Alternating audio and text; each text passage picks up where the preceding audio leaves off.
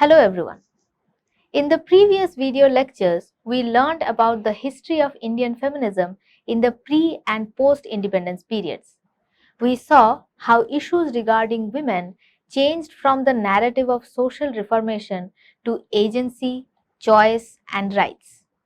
We saw how the feminist movement progressed from being under the aegis of nationalism to independent assertion, presence in academia, etc. If you have any questions, you can go back to those lectures and go through them once again. One important point you must remember that there is no one strand of Indian feminism. In fact, what we discussed as the history of Indian feminism is often considered as the mainstream history of Indian feminism, meaning that it is a history of a certain group of women, mostly upper caste, upper class Hindu women. How so? We will discuss in the next lectures. Today, we will learn about the non-dominant strands of Indian feminism, specifically about Dalit women's activism. At the outset, it is important to remember that the question of caste and gender is approached in two ways. Number one, by incorporating the issue of gender within Dalit movements, and number two, by initiating epistemological enquiry into the way in which the systems of caste and gender function intersectionally. You have to remember that these two approaches are often related.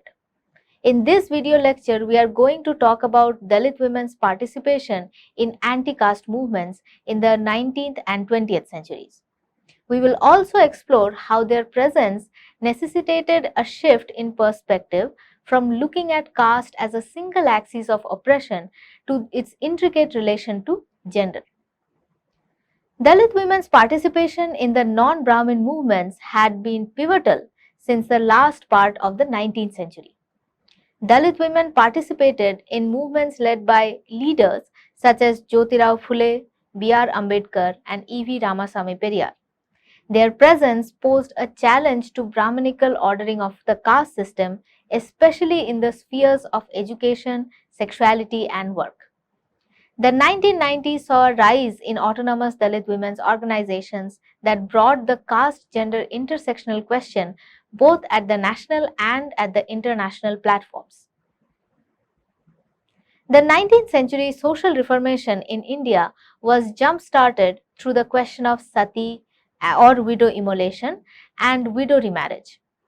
By 20th century, the women's question, as Partho Chatterjee puts it, was resolved by introducing the home/world binary, which put the upper caste middle class women in the spiritual sphere of the home. However, the 19th and 20th centuries have also seen the culmination of non-Brahmin movements in the social and political fronts through Phule and Ambedkar. What makes both of them so instrumental to Dalit women's question is that both Phule and Ambedkar saw the liberation of Dalit women from their oppressed states as pivotal to the erasure of caste. Phule's proposition of liberating the Shudras, Atishudras, and women from the slavery of Brahmanism stands in stark contrast to the upper caste reformers who focused on the issues concerning upper caste women such as sati, widow remarriage, etc., and neglected issues concerning lower caste women. As he writes, I quote, "They, meaning the upper caste founders of various organizations and conferences, pretend to be modernists as long as they are in the service of the British government. The moment they retire and claim their pensions, they get into their Brahminical touch-me-not attire. If these leaders of men are genuinely interested in unifying all people, they must address themselves to the discovery of the root of eternal love of all human beings. Otherwise, to turn a blind eye to the divisions among the human beings at this hour is simply futile." Phule argued that caste domination has continued by restricting knowledge. Recognizing the material and sexual consequences that function in overlapping ways in which Brahminical patriarchy exploits women of different castes, Phule contrasts the labor of lower caste women both inside and outside the house with the labor and leisure of Savarna women. He notes that in terms of labor, lower caste women have to toil both inside and outside the house, while upper caste women enjoy relative freedom. As Rege puts it, the frame of reference suggests that Savarna women could progress because of the well-educated conscious Savarna men, and there is hope that Dalit women will receive similar help and strength from their men. Now, Phule's Satyashodhak Samaj, or known as the truth-seeking enterprise, was specifically created to recognize the lower caste women who get affected by the multiple structures of caste, class and gender-based oppression. Phule began his endeavor by teaching his wife, Savitribai Phule, who actively participated in his social reformation. Savitribai Phule's letters provide an acute sensibility of the relationship between power and knowledge and the need to have access to knowledge in order to overcome caste-ridden atrocities. She talks about women's right to education, right to choose marriage partner, and so on. In a letter to her husband dated 10th October 1856, she writes, "The lack of learning is nothing but gross bestiality. It was the possession of knowledge that gave the Brahmins their superior status. Learning has a great value. One who masters it loses his lowly status and achieves a higher one." The love letters written by Savitribai to Jyotirao Phule are also mentioned as connecting the private with the public. In one such letter, she criticizes her brother who tells her to stop social work because she is a woman. Drawing on similar notions of Phule and the Satyashodhak Samaj, Muktabai, an 11-year-old Mang student in Phule's school, emphasizes on the access to knowledge. Muktabai goes beyond education and connects the factors of deprivation to lower castes to the loss of land, the hierarchies even within the lower caste communities, and the different conditions and experiences of birthing for upper and lower caste women. Explicating the caste division within lower caste communities, she writes in her essay, which is titled "About the Griefs of the Mangs and Mahars." But the Mahars here, no less untouchable than the Mangs, consider themselves to be the superior to monks. So much so that they do not allow even the shadow of a monk to fall over them. Here we see a clear consciousness about Dalit patriarchy and the hierarchy within the lower caste communities. Muktabai observes the extremely unhygienic condition in which the lower caste women give birth as opposed to the clean place and scientific process which is adapted for an upper caste woman's birthing. This brings into focus how the caste system forced the lower caste women to live in utter dirt, as a result of which lower caste children often died during birth or were born with disease and malnutrition. She writes, "When our women give birth to babies, they do not even have a roof over their houses. How they suffer in the rain and the cold. Please try to think about it from your own experience. If they get some disease while giving birth, where will they get money for the doctor or medicines? Was there ever any doctor among you who was human enough to treat people free of cost?" Muktabai's article focuses on the issues of hygiene during birthing and the consequences of caste-based segregation which affect specifically Dalit women and children. Due to their untouchable status, lower caste people lived on the fringes or outside the villages in harrowing conditions. However, as Muktabai's article shows, the unhygienic conditions caused physical harm in gender-specific ways to Dalit women and not to Dalit men. The attack on Brahminical structure of the society, which perpetuates gender and caste-based discrimination, was pointed out by Tarabai Shinde in her book Stree Purush Tulana. In English, it's translated into A Comparison Between Men and Women. What makes her work all the more important is that, although she belonged to a socially elite Marathi caste, she recognized the impact of Brahminical patriarchy and other non-Brahminical forms of patriarchies which often adopt Brahminical standards such as enforced widowhood. She criticized the representation of women in Shastras such as Manju Ghosha, Muktamala and Manorama.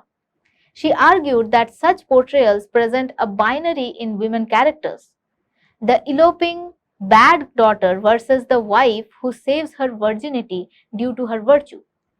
What Tarabai argues is that just because a girl elopes does not mean that she is not good. She asks, Manju Ghosha was known as virtue incarnate.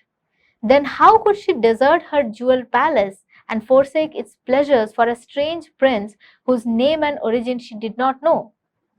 She also mentions the impossibility of saving one's virginity due to her virtue in front of a lustful strong man, and challenges the rationality of the justification of gender discrimination. In a fiery language, she writes, one comes across several charges against women both in the written literature and in everyday discourse. But do men not suffer from the same flaws that women are supposed to have? Do men not cheat as women do? Theft, incest, murder, robbery, deception, fraud, swindling of government funds, taking bribes, changing truth to falsehood and falsehood to truth, do men not do any of these? She further goes on to accusing the Hindu god who created both men and women but brand women with nothing but agony. Tarabai's account thus connects the sphere of both the domestic, where women are caged, and the public, exclusively masculine. Taking a radical stance for her time, she voices women's independence from the patriarchal world by having the choice to choose a partner. Do you know what a woman's idea of happiness is? First, a husband of her choice, one whom she can love. Once their hearts are united, she will not worry about poverty. She will endure any calamity for him. She will suffer hunger or thirst and put up with him for any kind of harassment for the sake of the man she loves. She will be happy even in the worst circumstances possible. And the right to education was another aspect that she also promoted. It is interesting that the issues of women's choice in marriage, which become so central in the Ambedkarite period, gains momentum in the writings of a non-Dalit woman. By this, I do not mean to say that Tarabai was drawing a common comparison between all women. Rather, her recognition of multiple patriarchies shows that she was aware of the differences within women. Hence, by making Brahminical patriarchy her point of accusation, she draws links between caste and gender. She draws an important insight on women's sexuality. She argues that concepts about women are mostly stereotypical and they need to be challenged. In the Ambedkarite period, ranging from 1920s to 50s and 60s, the major concerns that were taken up are education, sexuality, and labor. Women's right to education and occupation has become instrumental in the progress of Dalit communities, is reiterated by Ambedkar in his proposed and much debated Hindu Code Bill. In Women Leaders Are Not Interesting in the Social Progress of Women, Ambedkar points out the distinct attitude taken by mainstream feminist leaders. He writes, the fact that the bill was opposed by all the quarters of Savarna groups proves that it intended to disrupt the caste and patriarchal controls over processes of production and reproduction. Ambedkar encouraged self-respect among Dalit women by asking them to give up the profession of Devadasi, prostitution, and embrace cleanliness and wear saris like upper caste women. In order to challenge the Brahminical order which binds the lower caste women in visible signifiers or markers of impurity, sexual availability and immorality. Geetabai Pawar recollects an incident from 1942 in a meeting presided by Ambedkar where she and her female friends decided to dress up in clean clothes. Seeing which Ambedkar applauded, "It makes me happy to see my sisters so neatly dressed. Who will say they are Maharnis?" As a consequence to his encouragement for Dalit women to come on the stage and give speech and form groups, by the 1930s, several Dalit women's organizations were coming up. They held independent meetings and also conferences and passed resolutions against child marriage, enforced widowhood, and lack of provision for education of the lower castes. Dalit women also took part in Gayans, which means writing and singing songs about Ambedkar and Bhima. What links Ambedkar so closely to Dalit feminism is his assertion that caste functions through endogamy and subordination of women's sexuality. Ambedkar viewed Manu's turning of Brahminical idea of ideal womanhood, which means exalting the husband, following Pativrata ideology and so on, into state laws for being the major perpetrator in enhancing and continuing a hierarchy by which marriage, kinship, and the degradation of women link structurally in reproducing graded inequality in society. In his celebrated article Annihilation of Caste, he presents intermarriage, also known as endogamy, as the real remedy to abolish caste system. In Annihilation of Caste, he writes, I am convinced that the real remedy is intercaste marriage. Fusion of blood can alone create the feeling of being kith and kin, and unless this feeling of kinship or being kindred becomes paramount, the separatist feeling, the feeling of being aliens created by caste, will not vanish. Among the Hindus, intermarriage must necessarily be a factor of greater force in social life than it need be in the life of the non-Hindus. Where society is already well knit by other ties, marriage is an ordinary incident of life. But where society is cut asunder, marriage as a binding force becomes a matter of urgent necessity. The real remedy for breaking caste is intermarriage. Nothing else will serve as the solvent of caste. During the 1920s, a non-Brahminical movement that was gaining prominence was the self-respect movement under the leadership of E.V. Ramasamy Periyar. It was launched with a view to challenge the Brahminical system and create a new social order of equality for the Adi Dravidas. His challenge against the Congress party and the Gandhian ideologies was based on their caste and gender stereotypes. While Congress was trying to create a nation based on unity by erasing and appropriating the differences between Hindu, Muslim, and other religions, Gandhi attempted to disconnect untouchability from Hindu religion and present it as a deteriorating custom. Thus, in both these cases, the Brahminical Hindu religious structure is maintained. Periyar tried to construct an alternative identity based on non-Brahmin lower caste perspectives. As Kannaveeran points out, such step could emerge only through a radical transformation of structures of feeling and material conditions. Periyar's demand for intercaste and interreligious marriages, women's choice in birth control, raising the age of consent, giving women the right to divorce, and freeing them from the profession of prostitution immediately aligned the sexual and moral domination of lower caste women to the Brahminical structure and aimed at providing them with an agency to choose. These concerns grew out of several events occurring at the same time. The Devadasi Abolition Bill of 1927, the Age of Consent Bill of 1924, and Catherine Mayo's book Mother India. In this way, he challenges the Brahminical notions of purity and pollution, male versus female, by tracing contours of marriage. S. Anandi notes, within the ambience of self-respect movement, he was not content with taking up such conventional themes of women's emancipation like widow remarriage and women's education, which, even if successful, did not undermine the existing structure of patriarchy.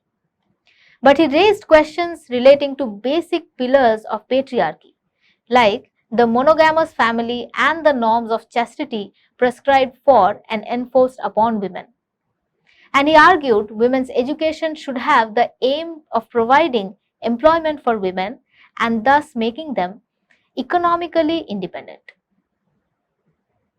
Anandi's understanding of Periyar presents him as being critical of the nationalist reformation of the women's question, which emphasized issues of widow remarriage and education of women. In this way, Periyar not only challenges the centrality of caste in Dalit politics, but also challenges the nationalist and early 20th century nationalist feminist notions of female emancipation. The post-Ambedkarite period saw women's participation mainly in the Dada Saheb Gaikwad-led struggle for land rights from 1958 to 64 and the Namantar movement from 1977 to 82. However, a study by Gopal Guru on Dalit women's organizations in the Akola region has pointed out that through songs and poems, they were creating counter-narratives to the political, in the other words, the Congress party, and the social organizations.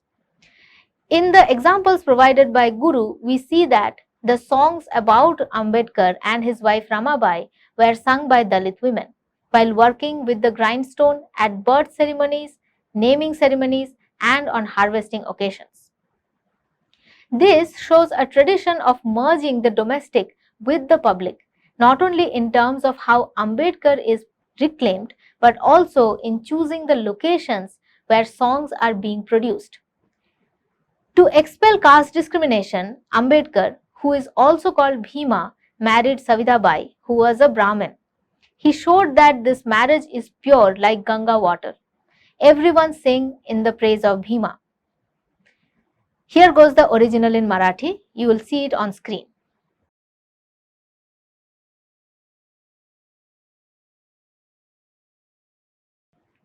The reference here is to Ambedkar's marriage with Savidabai, a Brahmin woman whom he married 13 years after the death of his first wife Ramabai. This song therefore reclaims Ambedkar at the domestic or personal level. In this OV or song, Dalit women view intercaste marriage as a crucial step in eradicating the caste system. Now let us summarize what we learned today. We saw that parallel to the nationalist movement in the late 19th and early 20th centuries, there was a strong anti-caste sentiment present. Under the leaderships of Phule, Ambedkar and Periyar, Dalit women participated in these movements. These anti-caste movements, like the social reformist movements, made gender a central agenda. However, the approach was completely different. As we have seen earlier, the reformist movements talked about women's progress without disturbing the gender hierarchy. Anti-caste movements, on the other hand, struck at the heart of the patriarchy by showing the connection between gender and caste. In the process, they also recognize the difference among women of different castes. Thus, we see Phule talking about women's education in a way that is not restricted to companionate marriage. We see Ambedkar making crucial contribution by highlighting endogamy or marriage within castes as the root of oppression. Periyar aimed for a holistic change by raising questions relating to the basic pillars of patriarchy like the monogamous family and the norms of chastity prescribed for and enforced upon women. This is where the relevance of anti-caste movements in the pre-independence periods lies. In the next lecture, we will take a look at the emergence of autonomous Dalit feminist and Dalit women's organizations, especially in the 1990s, and the evolution of the question of caste and gender in the post-independence period. Thank you.